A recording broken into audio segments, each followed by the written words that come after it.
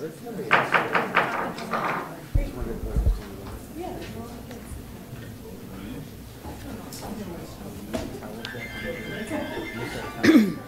call the meeting of the Board of Health of February 7th to order. The first item on the agenda under new business are acceptance of the minutes of the January 10th meeting. Make that motion. Motion second? Second. All those in favor? Aye. Motion passes. Meetings minutes accepted. The next item on the agenda for review is the Pawtucket Memorial EMSL Analytic Quote Mold Report. And so we have the commissioner here tonight available to answer any questions regarding the mold report. Does the board have any comments or questions? I do. Just a quick question. I read this and I'm just wondering what level is significant or in violation of the health recommendations. And number two, in all this, there was one room that was 10 times higher than the rest of them, and is that relevant or is it still within the normal range? If you'd like to come to the mic, that'd be great. Sorry.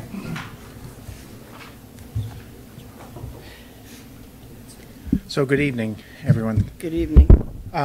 So I think, you know, in looking at the agenda, and I was just talking to Rick Underwood a little bit before the meeting, and looking at what was included with the agenda, there was a follow-up test that went on the 26th. So I don't know if that's part of what's within your packet, because it's pretty typical of, if we do see something that has a spike that seems a little bit out of the norm, that we go and retest right away, because there's all kinds of things that can cause that to happen. A bunch of kids coming through at the same time, just in from recess, and they stir things up on a carpet. It could be something that simple. And so that's why we look to have another test taken. And so that's what we had found from that second test. So the one in our packet is from January 11th.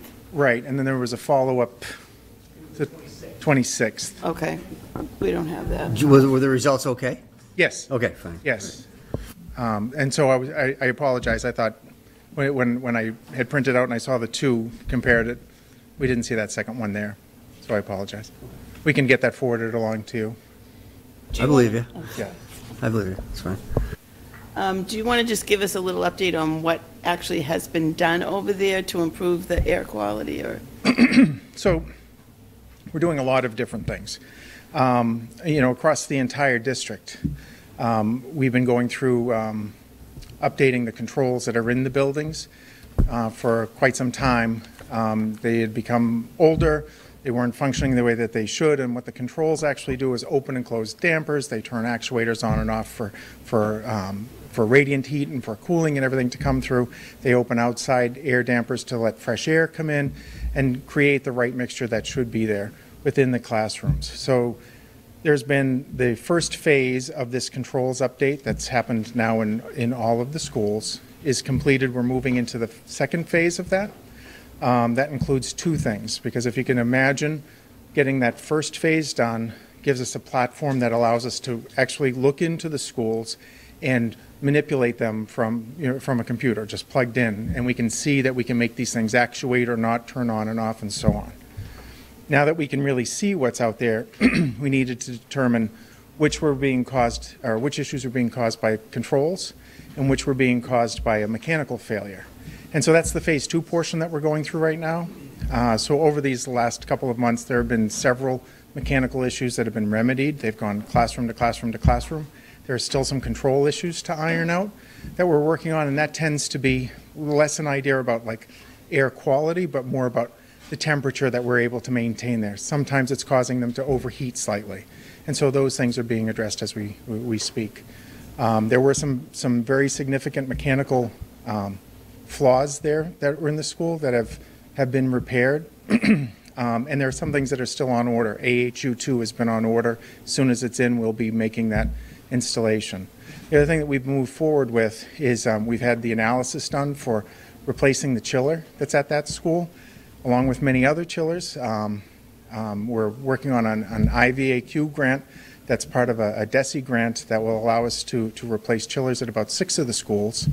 The Pawtucketville is actually the first one that's happening. We've already had the engineering and design done, and that's just about to go underway as far as a bid process right now to replace the chiller that's on the roof for air conditioning. These are significant expenses too. If you look at just a chiller, that's about a $700,000 investment. So it's not that these are, you know, rubber banded together. There's a lot of investment that's going on with this right now. Okay. Any questions? Okay, yeah, there's a couple other items on the agenda related to, the next one is the air quality report at Lowell High School. I know Rick's here too. So things are looking pretty good in terms of air quality, in terms of the Cashin reports at Lowell High. It does seem like there's the same sort of 3 or 4 classrooms that we've talked about before. They seem to always be right at that peak level of, for VOCs, 493, 400, 472. And I think we talked about this before, second floor classrooms, 525, 25, 27, 535, and 537, Carrie, for the minutes, so we'll remember which classrooms it was. So I guess the question last time was, is there anything in those particular classrooms that we can do to improve the air quality at all? And I don't know if you're familiar with those classrooms or you know what the issues are. The only issues that we brought the air purifiers into those rooms, the added air purifiers with filters. We haven't done any other measures that, nor have we seen anything that would cause the elevated levels in those rooms. Rick, I'm just not sure of the date on that. Was that after the 5th? Because the testing was done on the 5th. So did that happen maybe after the 5th of January? We put those rooms were talked about many meetings ago with the same rooms, correct? So those are the only measures that we've done on those rooms. Okay. I think it's the same rooms. I don't. Say that again? I'm pretty sure it's the second floor, 5th, 500s. This is the January 8th, 2024 report I'm referring to. I have not looked at Cashin's January report. Okay. Okay. Anyone have any questions on the air quality report at Lowell High? No, but even those rooms are still within the range, just to be clear. They're, 500 is the, less than 500 is the standard, and they're 497. So I'm just saying that those are the classrooms that we need to just take a look at or see if there's anything we can do. Okay, and then the next item on the agenda, and I'm just trying to make sure that I get the school reports before you folks leave. Let's see, where is Liam's letter in this?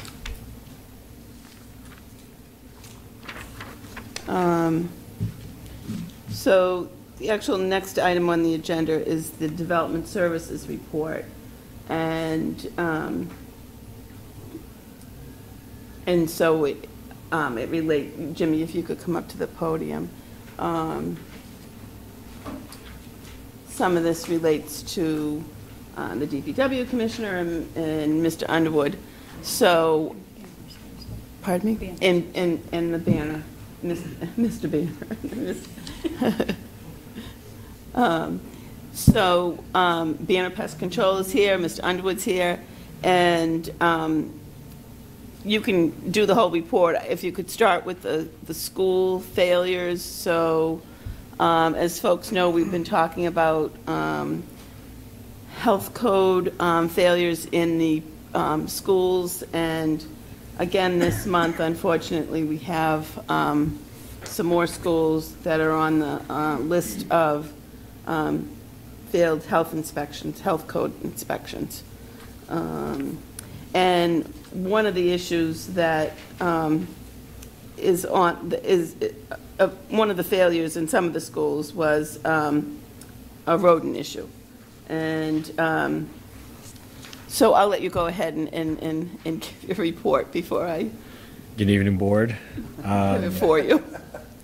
So yeah, I mean, the schools have been coming up, meeting after meeting, but the city has been doing a good job at kind of knocking these things out. We are down now to 5, of the, I don't know, like 19 initially that had failed. And a lot of it is just kind of getting a clear picture of who's responsible for what, because we got like kind of 3 major parties here, plus everything that Banner Pass has to go through. So, I understand what's going on, but at the same time, we just got to go out and cite what we see. Lowell High, we just have that, the extinguishers were just put in. Ricky just showed me a picture of the ones that they just installed. The rodents is just going to be an ongoing issue because it is a construction site. Every time we see any evidence of it, we have to cite it. So I know Banner's been there quite some time. I'll let him speak to it. Okay. It appears that all 3 cafeterias at the high school have issues with rodents. And in the past, there have been issues with, blocking up holes or some DPW sort of related issues. And so I'm just curious if those are the issues now, or is it more related to the fact that because it's a construction site, there's open and closing of everything frequently? Yeah, so that's going to be a major factor. It's just kind of open air. There's really nothing stopping the rodents from getting in, and then on top of that, you have people in classrooms storing food. So it kind of exacerbates the issue. So when you say that like the Murphy Cafe failed in January and then passed, does that mean when it passed there were no more evidence of rodents? Yeah, then we didn't see any at the time, and then and if he sends in a report says that can back that up, then we will pass it, because the inspector that would go out, if he's no longer seeing anything, then we can we're not going to write it up if we don't see it. Right. Okay. Just a quick question. I mean, there's Can I have a quick question on the multiple fails? Can you just remind us, were they for rodents, all those recent fails? So August and December, were they also the same issues? So the bullet points that you're seeing is just from the latest. Right. I'm just asking you, do you remember was it the same thing, the rodents in the past, Probably, yeah. Because it is going to be a common thing, and if they have an issue, there's going to be new droppings every day, So we tell the staff every time we're there to make sure they're pulling out the equipment, cleaning under it every day after every shift. That way, when we come back or next shift comes in, they're going to know whether it's new or not. And I can't, that's only what we tell them. We don't know how thorough they are at that. So if we see it again, we have to cite it. The Robinson failed on January 22nd. Do we know, but the Ansel expired March of 2023. Yeah. And so is it So right now, we haven't gone out again to do the inspection. So they're still in failed status. So I don't know if that has been rectified yet. okay. Is that something you would know? You wouldn't know that off the top of your head, right? Vendors had told us that all outstanding items will be finished by the end of January. Okay. There was some billing issues with them that have been there. As far as I know, they've addressed everything as of the end of January. Okay. Okay. Yeah. Does the board have any questions about the rodent issue? Do you want to continue, or do you want me to bring up Banner first? I can continue. Okay, go ahead. Did you? Oh. Beyond that, we do have some facility issues. You'll see the freshman academy. For some reason, they just aren't getting hot water in that sink. We've been there in the past. It has been fine. In the last 2 inspections, water just wasn't getting up to temperature. And then, things like a broken faucet, handle, kind of small stuff like that, I guess is going to be on Paul. I guess you're going to Yeah, so I can speak to those, and it's the inspection, I guess, on the 17th. So of the 4 items that were cited there, 3, the hot water issue is resolved, the faucet is resolved, and no hot water and single base sink is resolved. The cover for the light has been ordered, so just one Great. and we'll get it put up. Okay, great. So any of these schools, we're going to go out there again next week just to check for any updates and see what else is out there. Let me see. I mean, I think ServSafe is an issue with Aramac, right? Yeah, so staff will probably say they have it. They just, it needs to be posted. So I don't know how much like staff coming in and out, if they're moving positions, but we just have to see it posted if they can't. Right. Supply. And so Aramac was here last month or the month before? And we reviewed that with them, the need to post the ServSafe. Let me see. Yeah, Shaughnessy School, just a couple things, a pipe on the drain.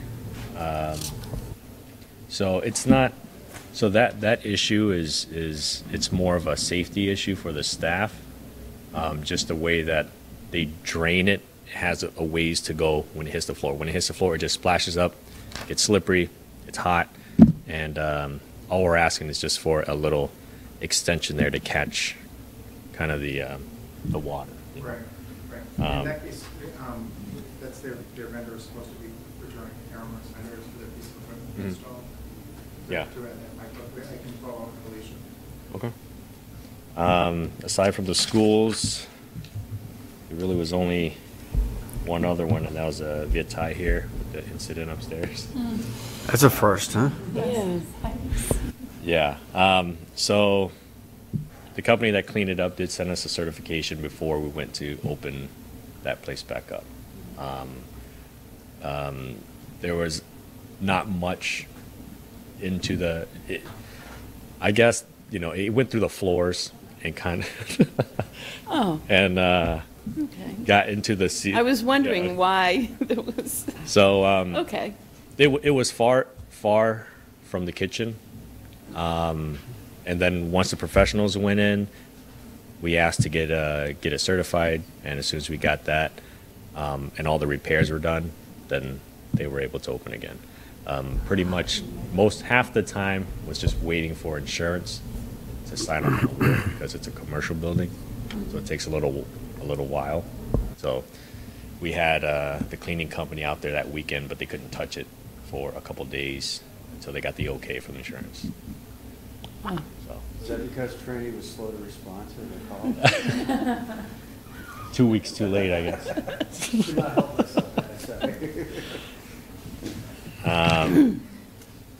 So yeah.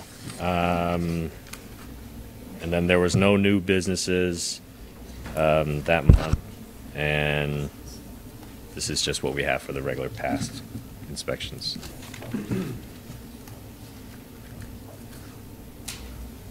Okay. Any questions on the report from Development Services? Okay. If we could just hear from Banner, maybe on an update, that'd be great.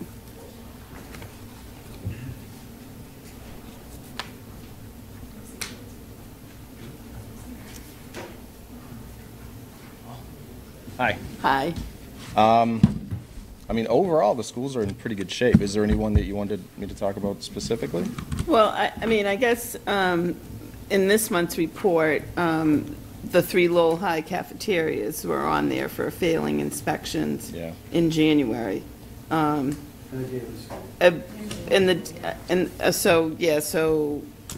Actually 2 in the daily.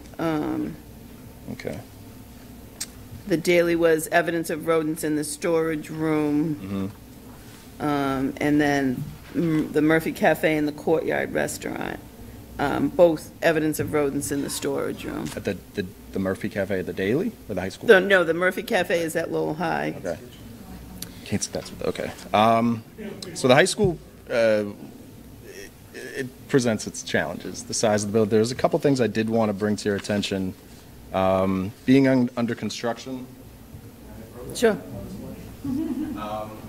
This is one opening in the building that's right between the dumpsters and the new kitchen. And then when I'm doing my rounds, which is usually after hours, this is just a small example of just food being improperly stored in classrooms just all over the building. That can attract mice for various reasons. I'll get a lot of reports from teachers that the mice ate the candy in my desk, or et cetera, et cetera. Putting bait in that area doesn't work, because if they have M&Ms to eat, they're not going to touch it. And then traps are problematic too in classrooms too, for obvious reasons. We did up the visits to weekly at the high school, which just have to be after hours at this point. I'm sorry? Those just have to be, those are after hour visits. I'm usually there between 2 and 3, weekly now at this point. And then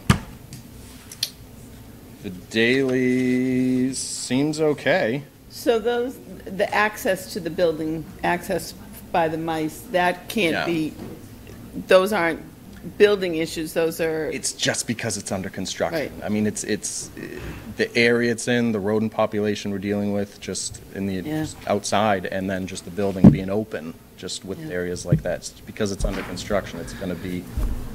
We can't keep them out of the building in that situation, but if we can keep them under control and contained to where I want them, then Yeah. we'll see much better results. But I mean, most classrooms I walk into, there's food, there's snacks, Are you doing everything, with the construction in mind, and it's not appropriate, are you doing everything that can be done to mitigate that? Is there anything more that could be done, like if it's an expense issue, or is there anything else that can be done to mitigate the construction? Or is it just, you just have to deal with it? We can put the exterior RTUs out, those boxes that were at the other site that was being demoed. That's one step we can take, but again, that's not a solution to the bigger issues. It'll slow it down a little bit, but yeah. so in our January letter to the Superintendent Skinner, number 10 is a suggestion to the Lowell School Committee Health and Wellness Subcommittee about some type of effort to get food kept in tightly closed, pest-proof containers. Yeah. And so whether, A lot of schools do. So a lot of schools, they're very strict about that. And then those are the schools that surprisingly have very little rodent issues. Or when they do, it's confined to the kitchen, the cafeteria, places that we can manage. But when it's the high school at this point seems like it's just one gigantic cafeteria. And that can be challenging, Yeah. especially for rodent control. And then I just can show you an example of the pest reporting logs. This is the daily. There was a spike at the end of January, but that's just an example of the books that are in each school. so this So- is a teacher or, So everybody has access to those books. They're in each main office. My visits are logged with the little star next to them, and then everyone has access to report sightings. That was one challenge we had before, where a lot of people just weren't using that. right, But Ricky was able to send out a note just encouraging that, because that's beneficial to me, obviously. When I go in, that's the first thing I look at. And those are addressed. But that's the daily. You can see the spike in activity at the end of Yeah. July. But my last visit this month were a lot better. Yeah. okay. Okay, so your plan is to continue visiting the high school It's going to be weekly? weekly probably for the remainder of the school year. Or until, the mice. Or if before then, Right. you don't need Right, to. right, exactly. So, but that's the plan at least now. Call us, it'll Right. be a reportable event. Right, yeah. Could we get a copy of the pictures of the candy left at Lowell High School? Oh. Maybe what we could do is, if you could send that to Jimmy Lee, if I could get that to send to the high school, and maybe they could send something out to the staff, not to keep that out, further down in our agenda is that letter to go to the superintendent for the Health and Wellness Committee, but if we can get something sent out to the high school mentioning that this is an issue at the high school, so he can send that out to his staff or one of the professional days. Just copies of those photos, you mean? Correct. Yeah, absolutely. If that's okay with you. More where that came from, too. That Okay, would be nice. so, and then maybe if this is consistently an issue, we can talk about the issues with mice and Right. mice feces in the classrooms and what that causes, and then we can go from there. Yeah, of course. Thank you. Definitely.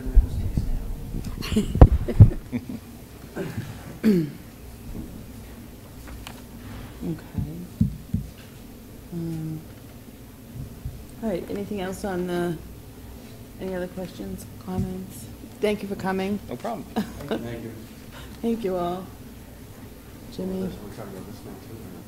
No, that's not on the agenda, I don't think, is it? It was. It's in your packet. I know, but I think, I think it's just informational. Yeah. Maybe we'll have to talk about that. I don't see this letter to the superintendent on the agenda.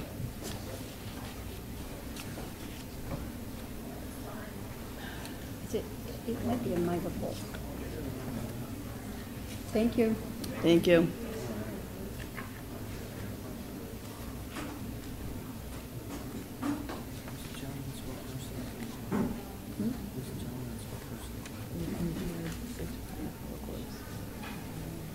You can bring it up under the reports. Thank you. Thank you. Related to it. Under which, okay. The next item on the agenda for review is the Pride Star report and notifications. We have the opioid report. Mr. Kelly?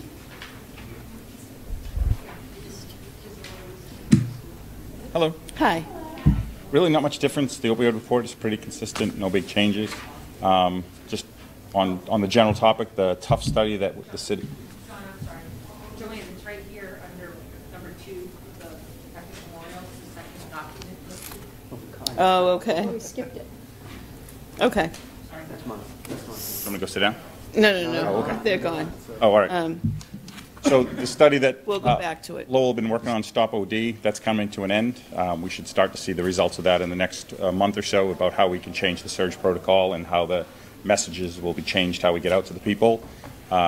With the city's approval, we've applied for another grant through Tufts School of Medicine and First Watch. It's to try to use machine learning to improve on. So right now, when First Watch captures 100% of our opiate stuff. John, we're talking about this now? Are we on this? No, we're not on that. We're just on the regular opiate report. Okay. An adjunct to that, if you will.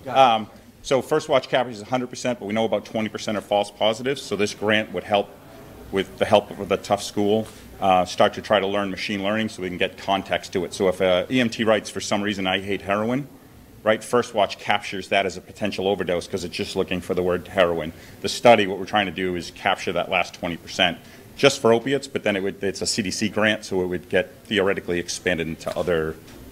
There was a domestic violence one, there was a couple others, but that's what we're trying to focus on. So that grant is still pending. That's really it for opiate stuff, though. Okay. So on the, am I okay to go to the response, the report here? Sure. All right, so if we could go to page 4. So we wanted to ask the board about adding a supplemental field on this page. We don't want to change anything that we've done historically. So the response time is 87.39. Contractually, it's 90%. Contractually, we're obligated for 4 ambulances, right? So when we look and we take out the 5th, 6th, 15th 911 call, we are in compliant with that 90% standard. We've never done it before that way. We don't want to. We didn't want to do that without talking with the board. But when you look at the first 4 911 calls, it's about 90.49%, somewhere in that vicinity. But isn't the new contract 5? No, it's 4. It was 3 before. It's a peak. It's a peak of 4. And the hours weren't dead. So we were just going to do 4 all the time. We weren't going to try to do 3 sometimes and 4 the others. All right, okay. My response to that is yes, I think it's important because I was going to ask you, I'm like, you continue to get worse, not better. contractually, that doesn't look good. So from a contractual perspective, we do need that line that states how you're doing based on the contract. Okay. I think that's important. Yeah, we will add that in. I mean, honestly, we thought of putting it in before, but we didn't come up with the idea until like 6 days ago when it kind of occurred to us. Like, you know, there was an instance we had the 8th 911 call, and it was like, well, we're held to a standard that it's not really practical. So we will add that. We'll leave everything like it has been historically, and we'll just add that underneath where we'll show what the, you know, up to the 4th concurrent 911 call, what that response for time would be. Does that make sense? Or do you want? So I just missed what you said before that. The current report that we see that you've done all along has 3 ambulance? No, it has infinite. There's no top where we say we don't count that. Okay. So if it was the 100th call in Lowell, we would have that same response standard outside of the contract. Right. What we're saying is we want to add a line that says, for the contract is 4 ambulances, what is the compliance rate for the first 4 911 calls? Oh, okay. We'll still report the 5th, 6th, 7th like we've been doing. We won't change that. We just want to add it just so we can, you know, we want to make sure that we're living up to the contract, and that's a way that we can represent that. Okay. I'm going to ask to have it, this may be stupid, but the next line would be the other ones.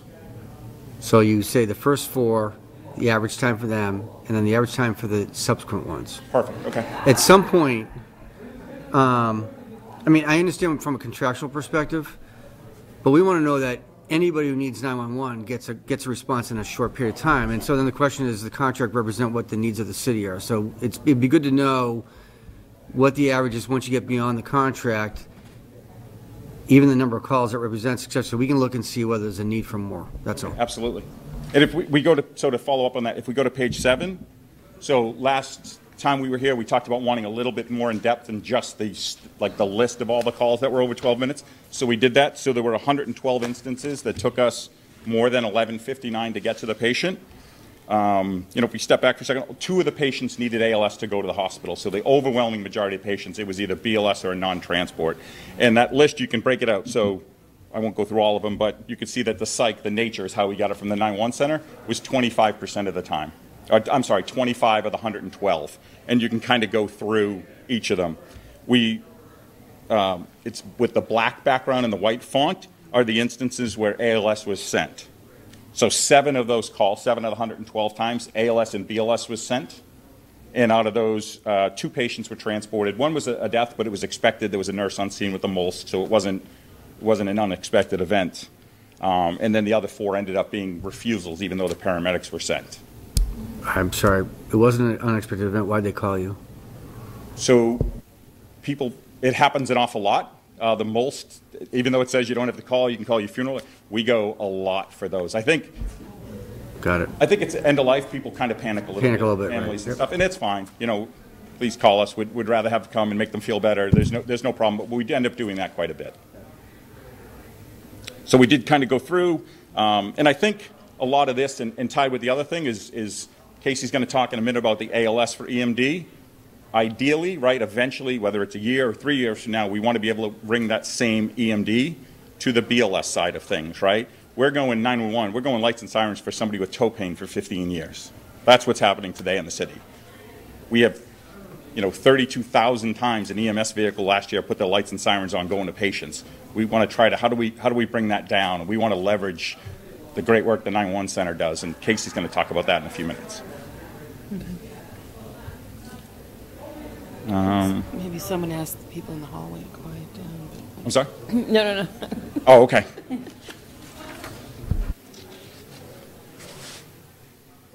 Oh, no, I kind of talked myself out. Are you guys just not doing any king tubes? Like what?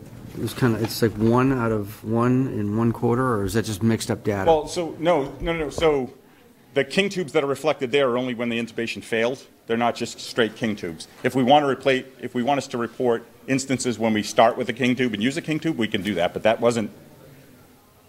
that should be just in the response to a missed intubation. Got it. It should always be that small, or negative, or 0 rather. Got it. Okay.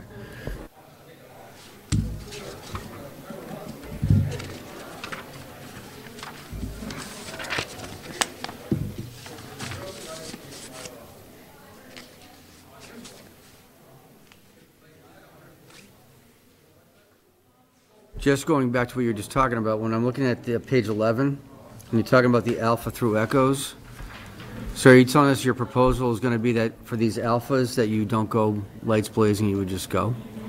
No, so today, so that is the stuff that is called directly to Trinity. That is not from the 911 center. Okay, got Today, it. we go no lights and sirens to those patients. Got it. If those patients were to call the 911 center and it was going to be that low EMD, today we would go lights and sirens. And would that be a Bravo level? Is that what, I mean, I'm just trying to understand these levels here, or not necessarily? Or that's not really, it's irrelevant to this? To this proposal, yeah, because right, that's already been, I guess, approved by the board a long time ago. With Dr. Drake's on board with it and everything else. It's the International Academy of Emergency Dispatch, their standard. Yep. If it would be helpful, next time I could do like an average alpha, an average Bravo. Yeah, okay. Why do the two use two different, like why does the call center use low, medium, high, and then you guys use a different one? So there's two call centers in town that emergencies can flow through. And within the state, you can use, there's basically a choice of three. We chose one, they chose a different one. Is there no conversation about doing the same one? I mean, you're our contractor for 911. I know it's the fire department that controls the 911 center? No, so the 911 center is technically under the police. But the police, so is there no conversation with the police department to maybe utilize the same thing that you guys are, to Aaron's point? I haven't had that with them before. It's a massive undertaking. It's tens, if not, it's tens of thousands of dollars. It's in the world of EMD, they would be going, I hate to say it, but up to National Academy as opposed to the one they use. So National Academy doesn't let them just transfer. So every 911 dispatcher would have to take a 24-hour class, and then all of their queues would need to learn it, and then they have to buy all new software and get all the new training. So it would be quite an undertaking for the city. Even if they agreed to it, it would be a long project. Right. Does that difference interfere with the care of the safety of the patients in any way as far as No, I don't think so at all, no. At the end of the day, you can come to the same thing, right? The low, medium, high, it's just different, basically different nouns for roughly the same thing. They're all pretty much copyright infringed with each other, and you end up at the same location anyways.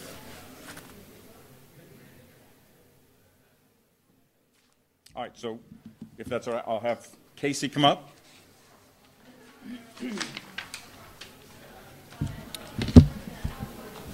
Good evening, everybody. Happy Super Bowl week for those who celebrate.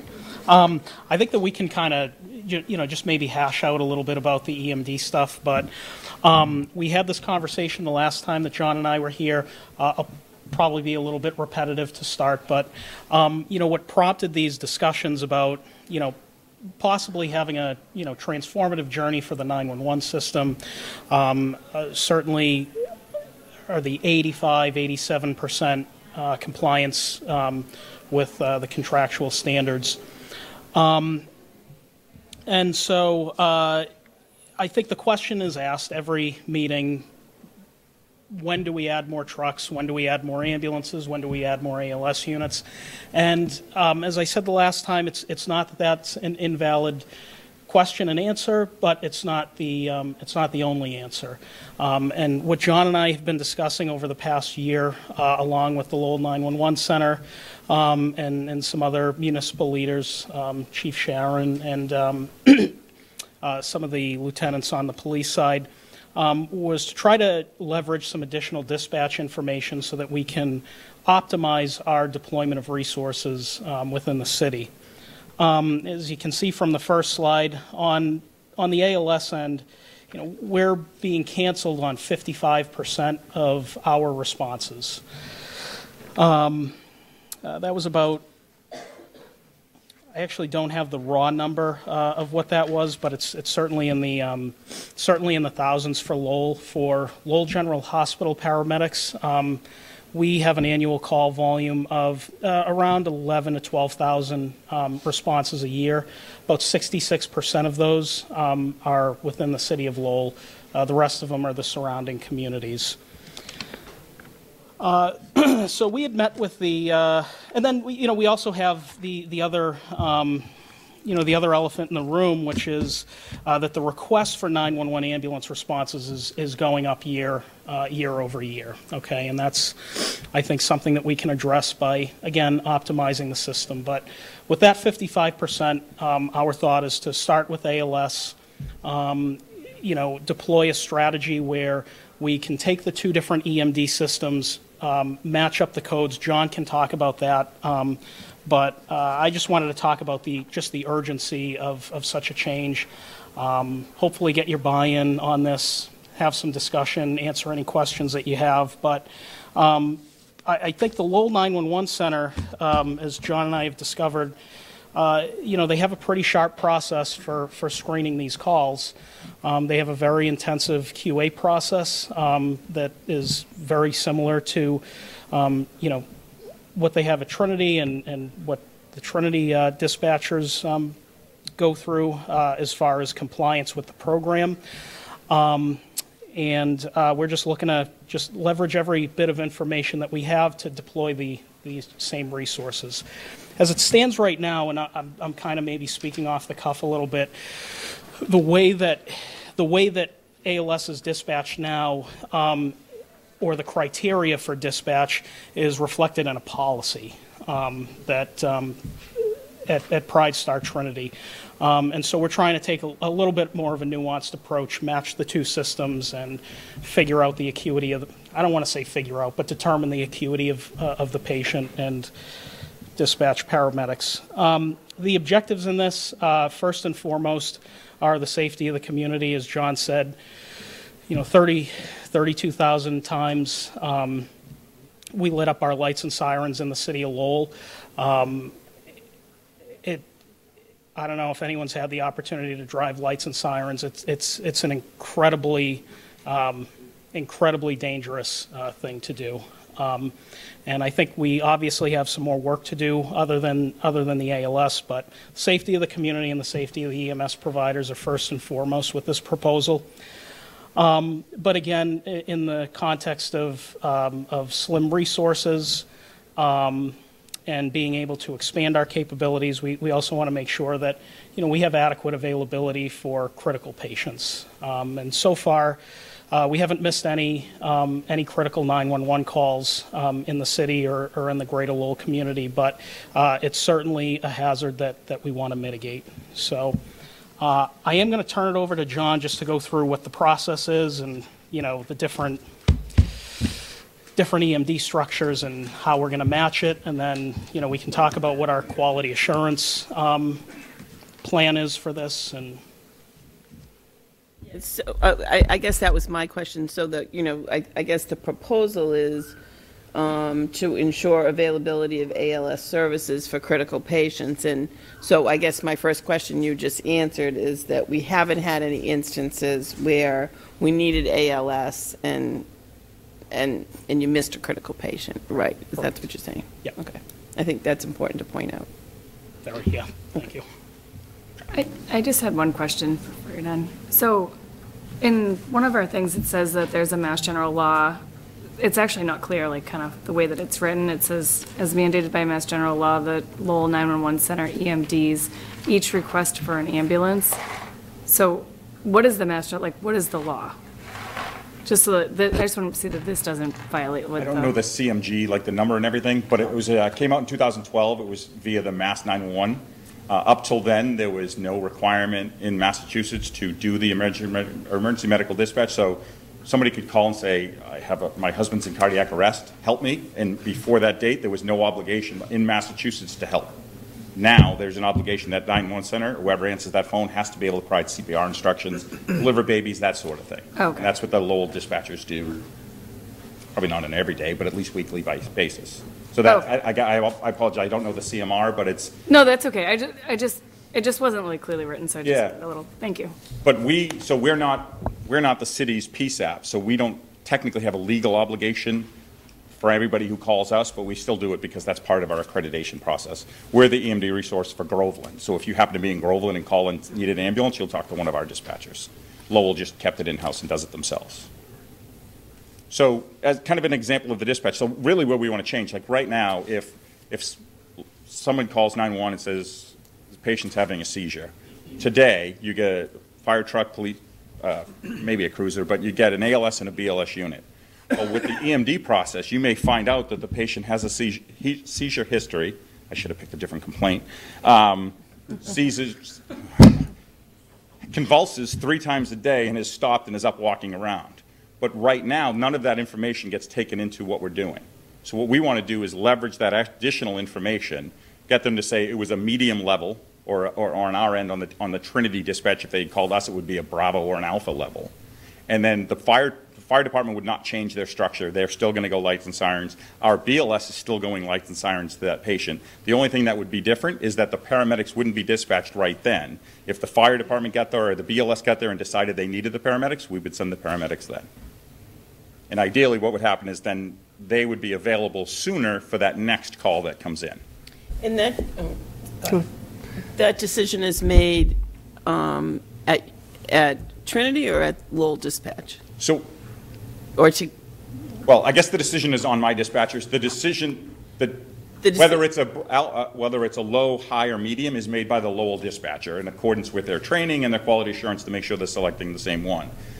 The sending the BLS and not the ALS, I guess the decision is yours, and I would enforce it on my end, or my dispatchers. Because we wouldn't do this without the board's approval.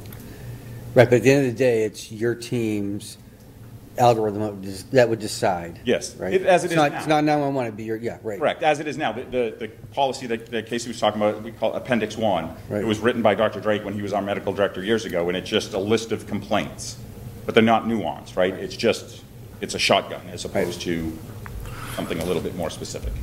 Do you have any sense, if you implement this, how many less calls ALS will be pulled into? Do you have a sense of how the scope will change?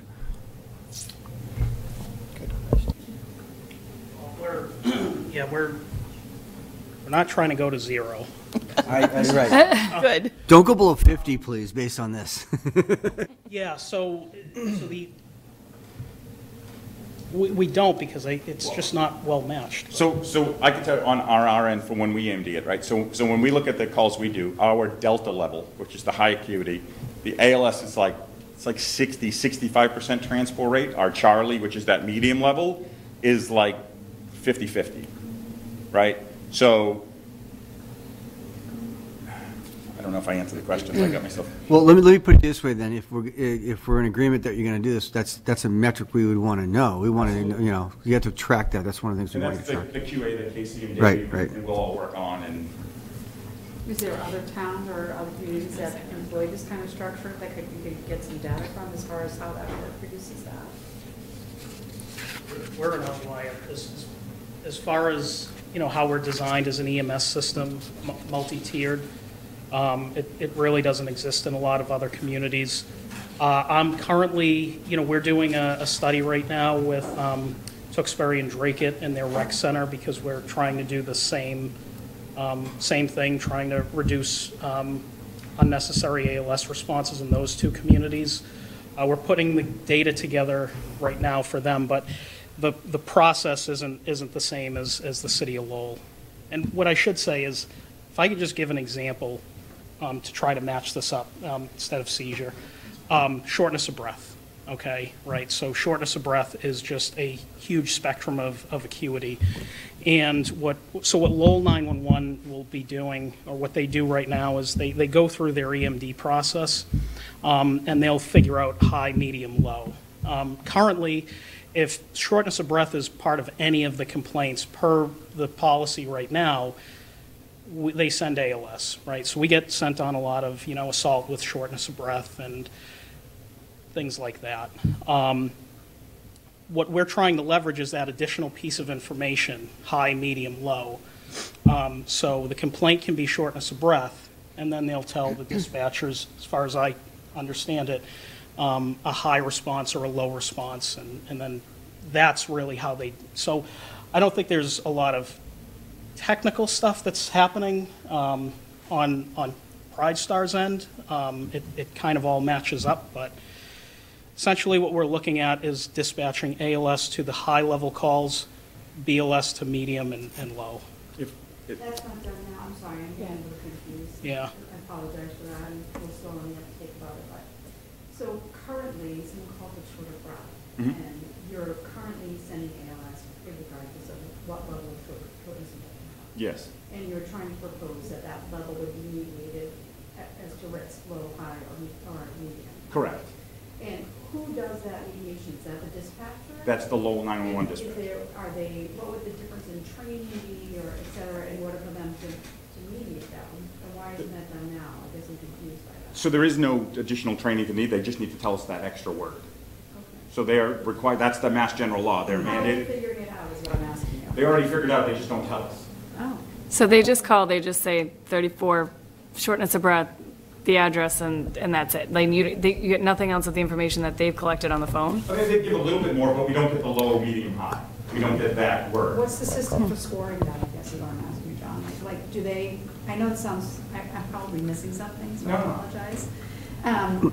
When they receive this call, they're gleaning information from the patient or the family Yep. member that's on the phone with them, and they're plugging it into some kind of algorithm or some kind of decision chart for Yes. themselves.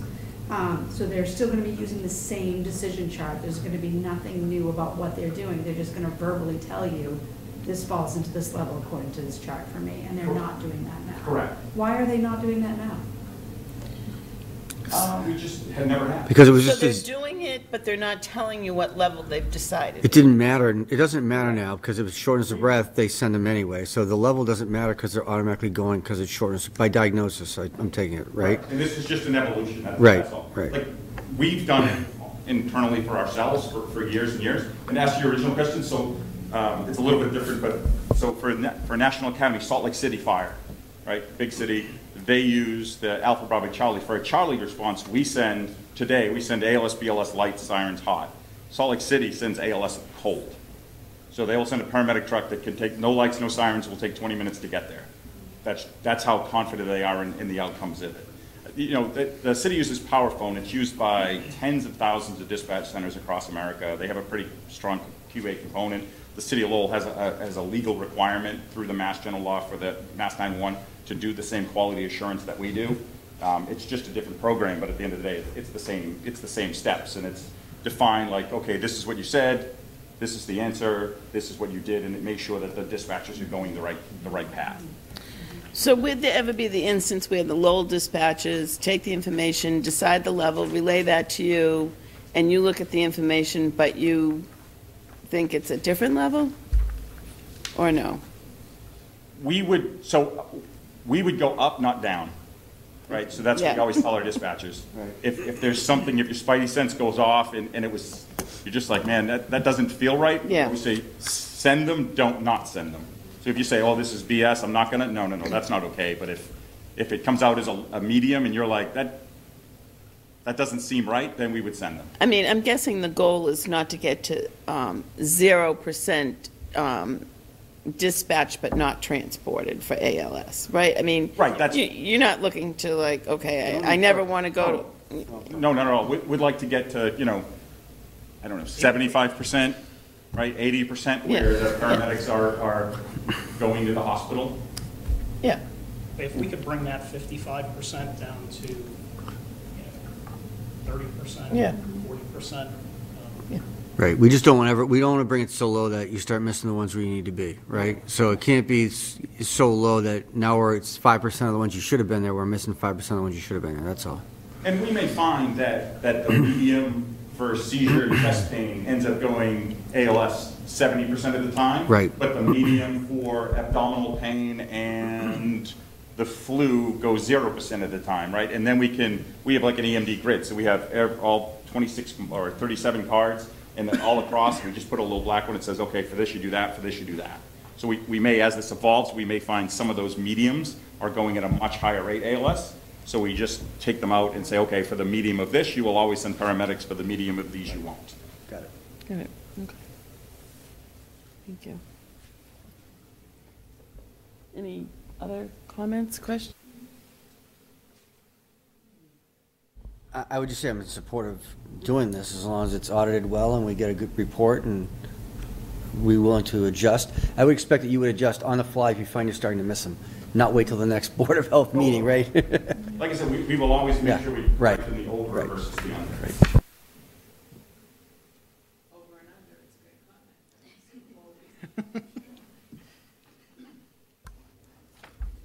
Do we need to vote? Sure. Okay. So, Carrie, do you want to do a roll call? Motion to approve the proposal by Trinity Ambulance.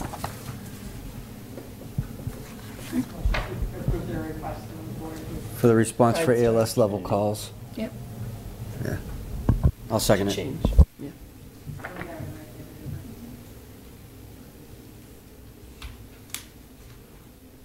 when would you come back and let us know how that's all going? Like, it's the only question I would have on that. So what we'll do is, if this passes in the next minute or two, we're going to get with Christina, the supervisor for the 911 center. We'll figure out when it's convenient for them to start. When we get a start date, we'll make sure we email Lisa, and then we would, about the first board meeting after the first complete month.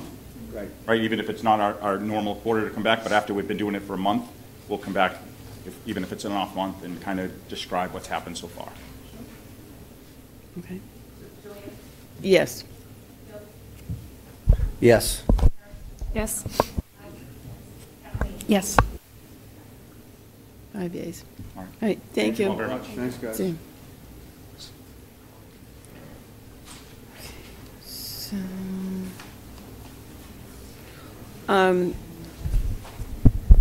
I'd like to entertain a motion to take out of order. We have the city solicitor's office here. I'd like to move the request relative to body art regulations up on the agenda to the next item and take it before the animal inspections. I'll make that motion. Thank you. Thank you. So, under old business, we have a request to address the board relative to body art regulations by Julia, Laura, and Letitia Dos Santos. And in the packet, is Julia here? Is she? She's gone? Yes, she's gone. Okay.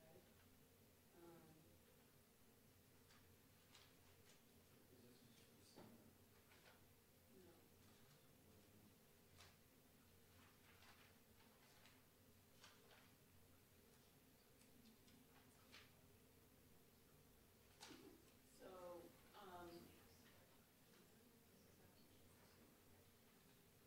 Letitia, did you want to address the board?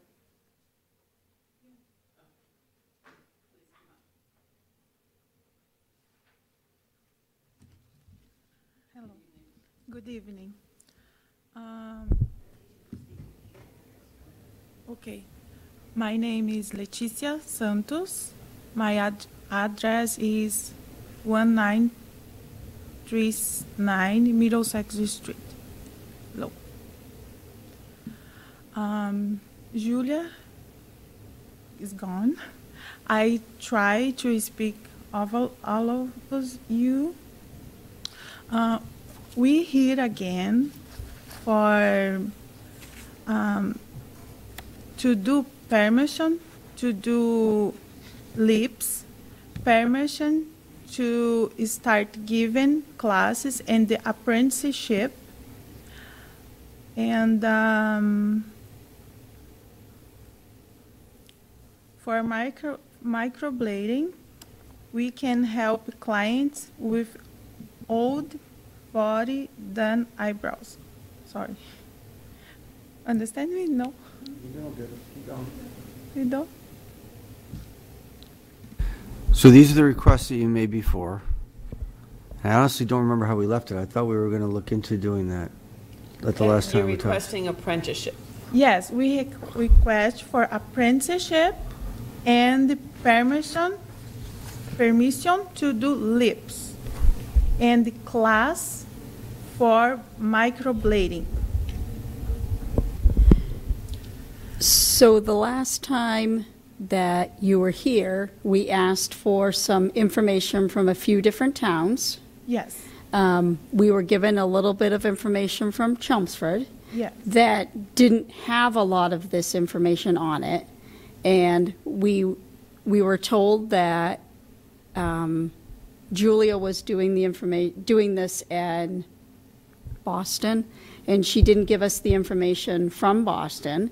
So we have not received all the information from the other towns to get together what we needed for the solicitor so that we could put all the information together. So that's what we were waiting for. Let me I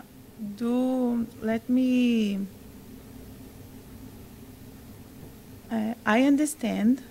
You told me you don't have all of the information, right? Mm-hmm. For to do this permit, right? To do, sorry, I missed the last word. Yes. What type informations do you need? Because we send information for email. Right. The information that was sent was from a different, so like you have like I Love Beauty, you sent me from another salon. I'm looking for a different Board of Health is what I'm looking for, not from a different salon. The only town regulations you gave me was from Chelmsford. Mm-hmm. I'm looking for other regulations from apprentice programs, not regulate. I'm looking for regulations not from different salons. In the United States, have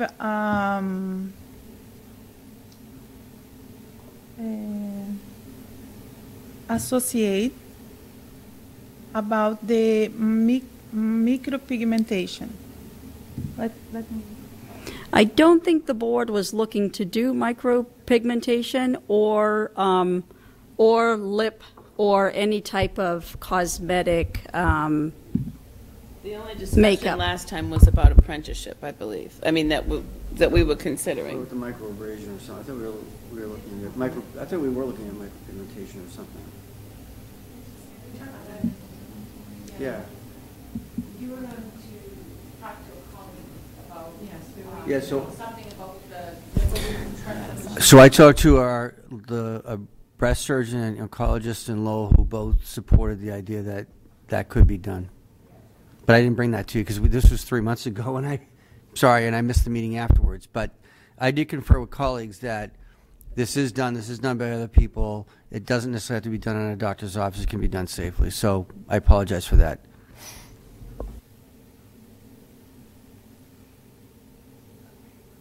Okay. But going back to, so this goes back to the original thing, is there were multiple requests. There's a request to be allowed to do the micropigmentations, and then there was a second request to do the apprenticeship, which you can't do an apprenticeship if you can't do the actual thing itself. Like, there's multiple layers to this that I just don't want to get confused on. And we had talked about the permanent makeup, which was initially a no. And each time these things come up, the full packet is how many pages to change the regulations? Yeah. Right. Right. Do you want a microphone? Sorry.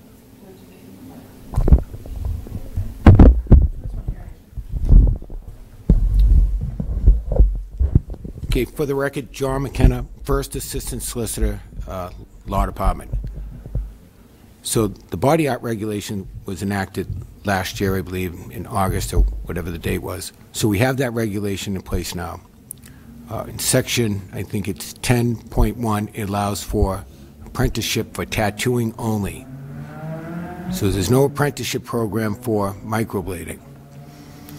The regulations that you have adopted research was done by the Board of Health. Carrie did a lot of work, and Lisa, and we reviewed it and compared it to other city of Boston, basically, in some other communities, and put together the regulations that you have now. If somebody comes in and wants to make a proposal to change the regulations, they can come before the board, as Dr. Galvin had said, with regards to nipple reconstruction or things like that, present it, and then it'd be up to the board to put it on, and then you can make changes to your regulations so long as it's, within Chapter 111, Section 31, which regulations, authorize the board to make your regulations. So you can make these regulations, but, what I was informed of, Lisa asked me to come today in case there was any legal questions to help guide the board in their discussion. I reviewed the Chelmsford regulations, and it didn't talk about any apprenticeship program at all. If they want to get some information and present it to the board can review it, and the law department's here to help guide you as you, decide what you want to do, and the board would vote either to adopt an amendment to the regulation or leave it the same, or, with the guidance from the director and the research from the Board of Health. So I heard what she had to say. Unfortunately, the other person who does most of the speaking on this had to go to work, or what she had to do. So, I'm open and available to the board to help in any way, to the director. At this point, I really don't have any information to go on.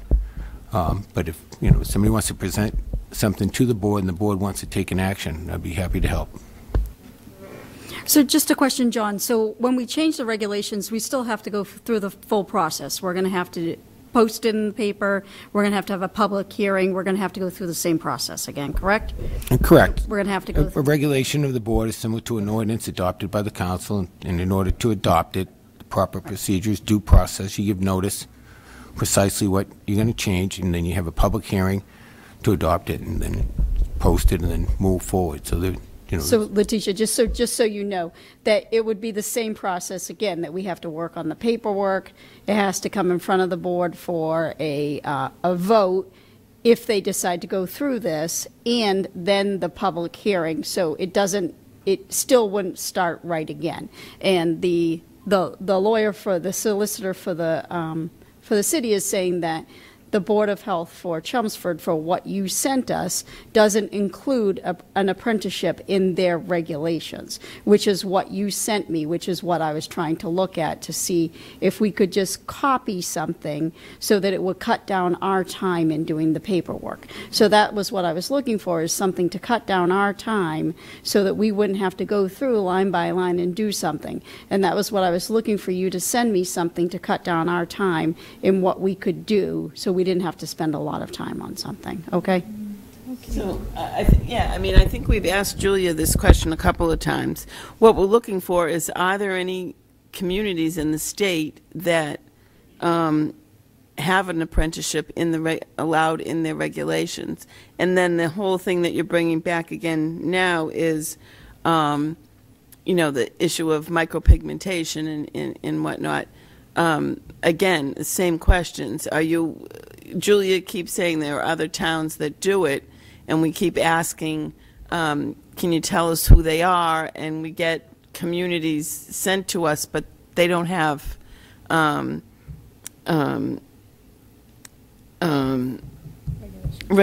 it's not in their regulation to be doing apprenticeships, for example. So, I don't know if you want Julia to call and have a conversation with the director, and so we can be clear on what we're looking for from you to help us move this forward, so the board can do look at the information, but we need more information. Okay. You need more I don't know. information. Right, and I would suggest that maybe Julia have another conversation with Ms. Golden. Okay, sorry. Because it seemed like that was communicated to her in the past, but it just hasn't happened. And just to be clear, we would want to make one change to the body art regulations, not do this every month. So Right. we don't want to entertain a proposal to change the body art regulations until we have everything totally understood in the way that it's most appropriate. So allowing microblading, allowing apprenticeships, wherever it might be, we want it all settled before we decide to go down the road of changing the regulations. Okay. Apprenticeship for painting, Okay. microblading. And in microblading, have lips, micropigmentation lips. We teach all of them. No, it's only for, Right. right now it's just eyebrows. Would have to be, we have to have examples from other communities that they have regulations and how that's structured for apprenticeship. So there's a lot that needs to be done. That's why she's suggesting maybe speaking with Lisa Golden about that speak so that you can sort of get them all in line and not have to keep struggling and coming back and forth. Okay. Trying to help you out there with that. Okay, I will. I will to do everything and back and come back for show all of it. Okay. So Letitia, the other item that's on the agenda for discussion is, are you aware that your license is being revoked due to non-payment, your check bounced? Yes, I saw the message, and Carrie, tomorrow I will buy the new order and. That's because of the board, so it's before the board right now. So what is your plan in terms of getting your license renewed? I will pay tomorrow, many order. Okay? Okay. I'll make a motion to give her till Friday of this week to make that payment. Okay. Second. And there's a late fee too. Yes. Remember, it has to include the extra $25 per check. 25. Yeah, so you need a check for $550. Yeah. The late fee. For the Yes. late fee, for the bounce check fees. And from here on out, you can only use money orders. The city will not take your checks. Oh, Because you just bounced it. So from yeah. now on, just always be money just orders. in many order. Right. Thank you so much. And if you're late, Friday, we close at noon. Okay, so Dr. Galvin's giving you till Friday. Tomorrow is preferable. Tomorrow's Yes. the day. Yes, tomorrow. Because they close at noon on Friday. Right. Oh, okay. But if you're late and you come on Friday, we're done noon, the doors are locked. Okay? Okay. You're suspended. Okay. Okay? I need you to pay at tomorrow, right? Yes. Okay, Tomorrow. I Come got it. tomorrow. I got it. Okay. Thank you. Okay. Okay, thank you. So I have the motion is made by Bill, seconded by Allison to give her till Friday to make the payment, or her license will be automatic. Or When does it expire? Well, it is. It's already It's expired. already really expired, right? Was it December 31st? not valid because the payment, But when did the license, when does the renewal start? the renewal wouldn't be until December 31st. So we're trying to renew for January 1st. It would have been, yeah, Yeah, okay. January. Okay. The license you have right now for 2024 will be revoked. Okay, so I have a future, thank you, you're all set. I just I have, understand. yes, thank Thank you. Carrie, I have a sort of procedural question. So we voted on these licenses before the check cleared, or we thought they cleared, or should we be voting on renewing licenses until after the checks Well, have? when we get the licenses in, we turn them into the treasurer's office. We put them on the agenda because they're due to be renewed. We don't assume checks are gonna bounce. Right, They get through, so normally, hopefully this won't happen again. But we do the same thing with the tobacco permits, and we get the Right. payment in, we issue the permit. Those just don't come to the board for a vote. And we never know when they're going to put them in at the end. right. So we can't like check to see if the check's cleared before we vote on the license. We could turn the checks into the treasurer's office, and it could take them, they don't always necessarily make a deposit every day. Maybe Right. It could be a week, and then then it has to go to the bank tries twice to cash the Yeah. checks, and then we get the. You could also make the reapplication due a month before the license expires. Yeah, we try to get it like close to the day, because it is right around Christmas, and so we do give them notice, but we want to give them time to get it, so the technically everything's due by January 1st, but we put it on the first board packet in January, we give that little bit of grace period. I think what Dr. Galvin was suggesting was requesting the payment before that. Well, Payment and application. the renewal in the regs is for January 1st. Well, but where's, I know that, wow. that would have to be for December 10th about asking people to pay. Right, I'm just saying, you could ask the question, could the applications and fee be due by December 1st so that you have all that solved by January 1st, right? That would be the question. If it's a big change, don't worry about it for one canceled check, don't get me wrong. If it's a simple, easy thing, that would just be a suggestion. We do try to get it out as early as we can, but we also give people 2 or 3 weeks to payment because of when it is due. Got it. So we don't want anybody to. Okay. The one thing I did notice in the Chelsea regulation is their fees are $750. Your fees are $250. Why is she saying she had to pay $500? Because she has to pay for her practitioner license and her facility license, so she has 2 checks. So in Chelmsford, according to their regs, I believe they would have to pay $1,500 because of 750. That's a big difference. Who gets to decide that?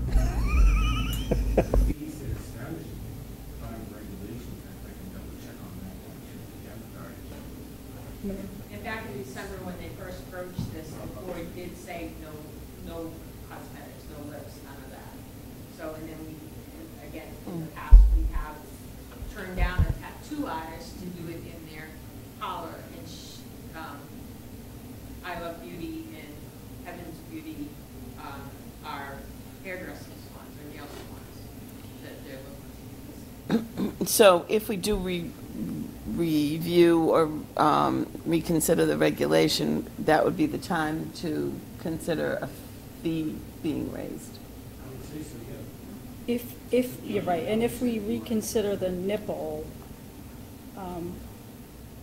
the tattoo artist might want to. Well, I wouldn't, whatever regulation, the tattoo artist will be perfectly allowed, as far as I'm concerned, to be able to do that stuff. Yeah.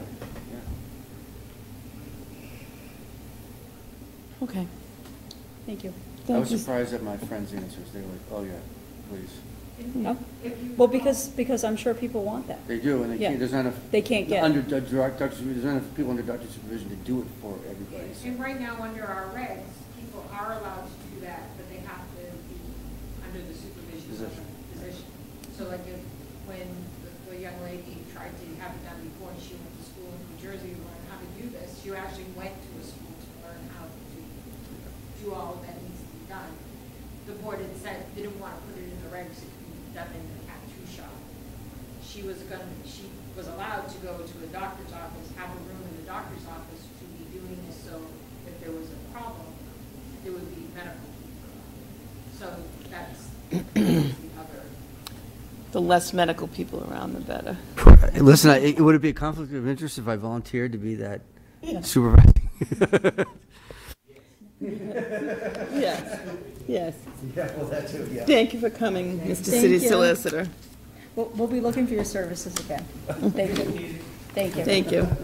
Sorry to make you wait. Side note, behind the jack, my brother Davey sent me a video of 52 inches of snow found in Commission, Nova Scotia. Oh, I saw that.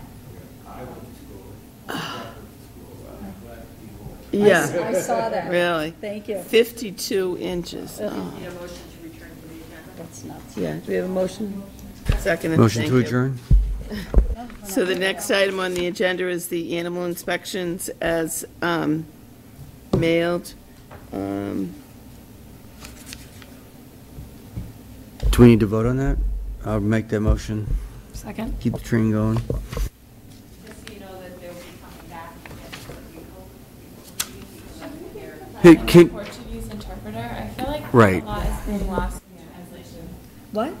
I said, should we be providing a Portuguese interpreter? I do feel like even though Julia's English is better, that a lot is getting lost in translation. Considering we provided one for Mr. Goldstar. We can try.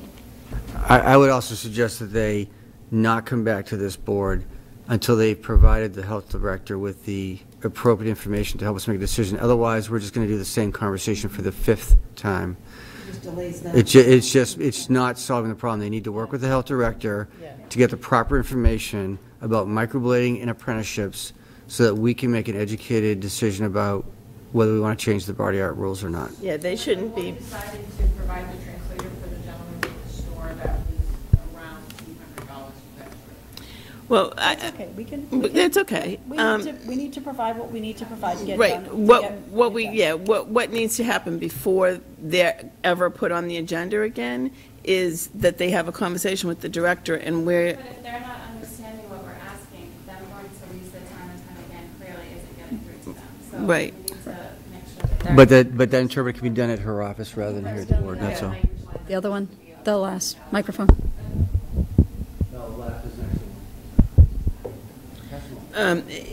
Everyone's, they're wasting their time, we're wasting our time. We need to make sure we have everything to make an informed decision about what they're requesting.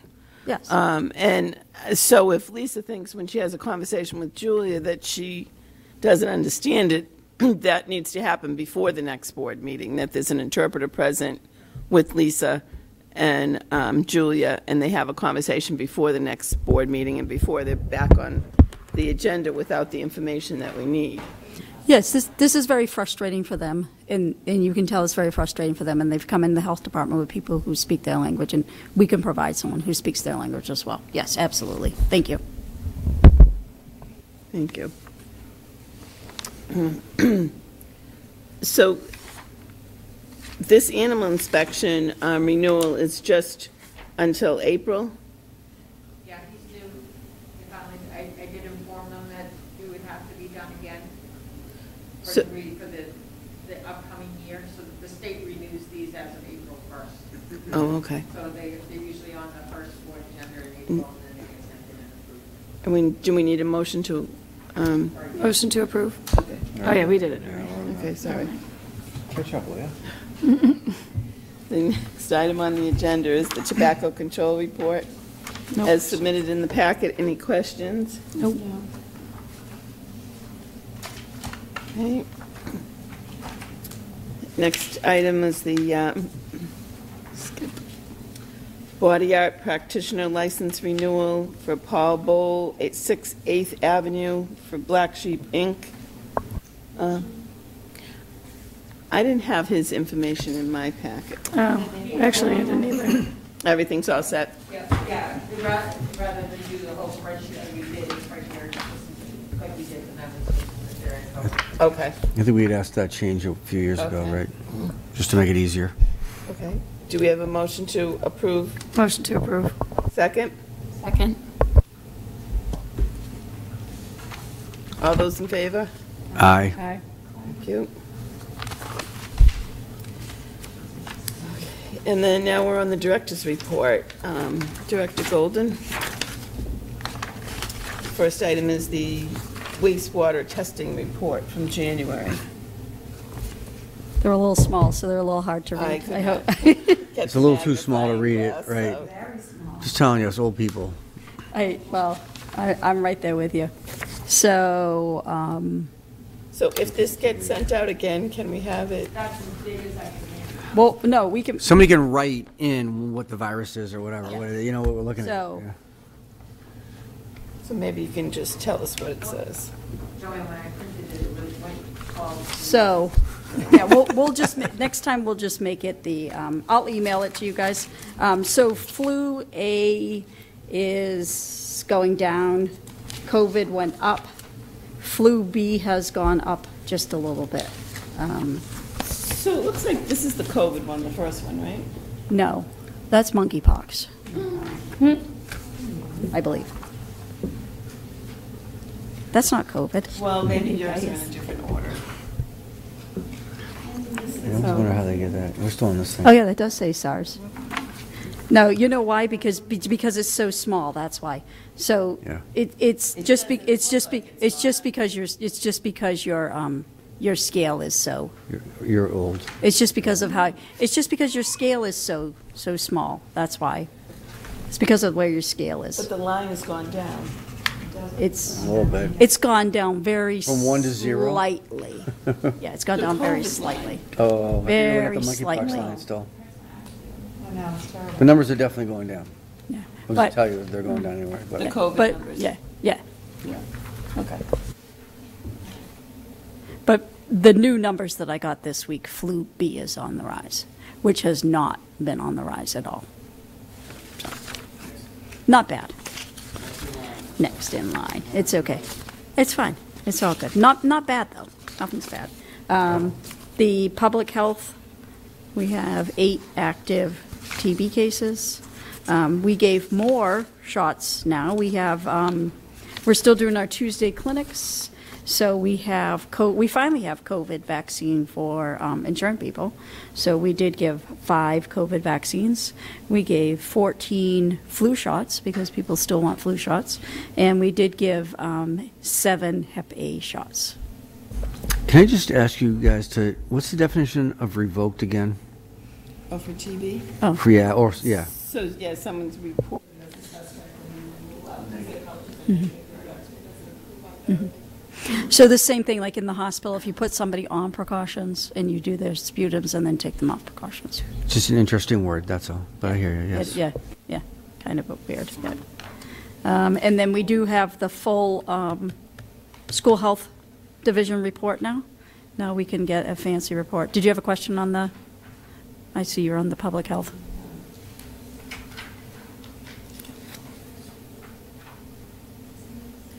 Oh, so here's January month to date, and then 2024 year to date. Shouldn't those match? They should match. They should Be match. off a little. They're off by 1, yeah. Maybe she can look at it. Yeah, they're off by 1. Oh, January, Yeah, off by 1. Off by 1 and 1. Yep. So it doesn't. Mhm. And then the school health. Next month, I will have for you, Andres did do a nice informational year-to-date of all of his things, so I'll have that for you next month. He did do that. Did you want an update on the ICC, the migrants? So there, we have 120. Hello. Hi. We have 120 rooms filled, so we're about halfway full. So that would be about 350 people are there.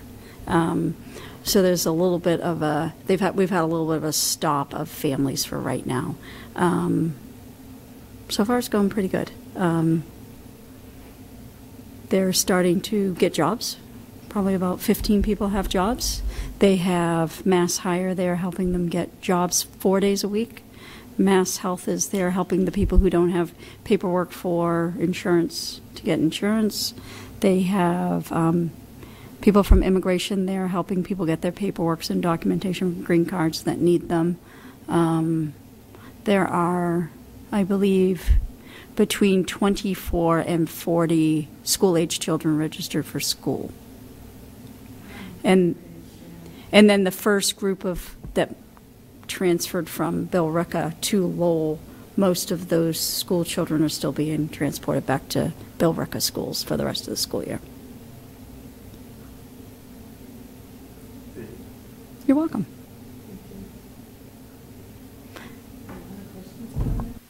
Motion? Move to adjourn? Oh, the superintendent's letter. I mean, I think it was mailed, and I guess we just expect the Lowell School Committee Subcommittee to take our recommendation. We'll see what happens. Yeah, I guess I don't know if it's possible. The only thing would be if they feel they have to deviate significantly from the recommendation, so we'd want them to report back that they can't do and why they can't do. And I'm not talking about just one little thing, but if there's a bunch of things that they say there's no way we can do it, I think we should know that they're not going to be able to do it. Thank you. Thank you. Move to adjourn. Second.